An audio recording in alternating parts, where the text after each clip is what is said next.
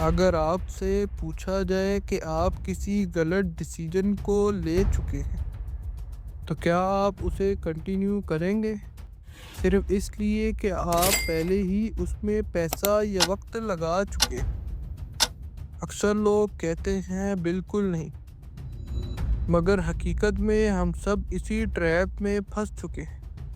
اس psychological trap کا نام ہے سنک کوسٹ فیلیسی، اور اگر آپ کریٹیکل تھنکر بننا چاہتے ہو تو اسے سمجھنا ضروری ہے۔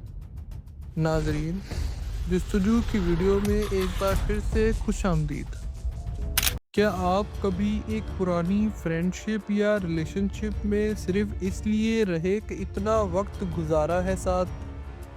کیا آپ نے کبھی ایک کورس یا پروجیکٹ اس لیے کمپلیٹ کیا کہ اب ہاف وے ہوں، اب تو کرنا ہی پڑے گا؟ سوال یہ نہیں کہ آپ نے کیا کیا، سوال یہ ہے کہ کیا آپ پھر سے وہی غلطی کریں گے؟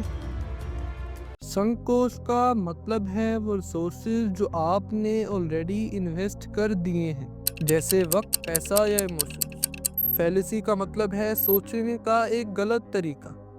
تو سنک کوسٹ فیلیسی کا مطلب ہوا ایک ڈیسیجن کو صرف اس لیے کنٹینیو کرنا کہ میں نے اس پر آلریڈی کچھ خرچ کیا ہے، بھلے ہی آگے کا فائدہ زیرو ہو۔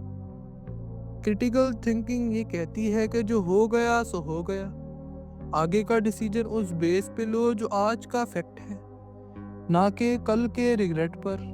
یہ فیلیسی کام اس لیے کرتی ہے کہ ہم ریگریٹ سے بچنا چاہتے ہیں۔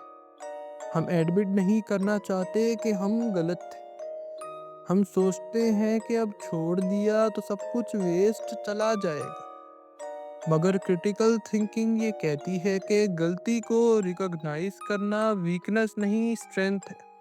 زندگی کے ہر موڑ پر ہمیں یہ لگتا ہے کہ جو گزر گیا اسی نے ہمارے راستے طے کیے، مگر کریٹیکل تھنکنگ ایک نئی نظر دیتی ہے۔ ہم ہر دن نئے فیصلے لے سکتے ہیں، صرف اگر ہم پرانے نقصانوں کا اثر چھوڑ سکیں۔ اگر آپ کو اس ویڈیو نے سوچنے پر مجبور کیا تو لائک کریں، کمنٹ میں اپنا ایکسپیرینس ضرور شیئر کریں، اور چینل کو سبسکرائب کرنا نہ بھولیں۔ شکریہ۔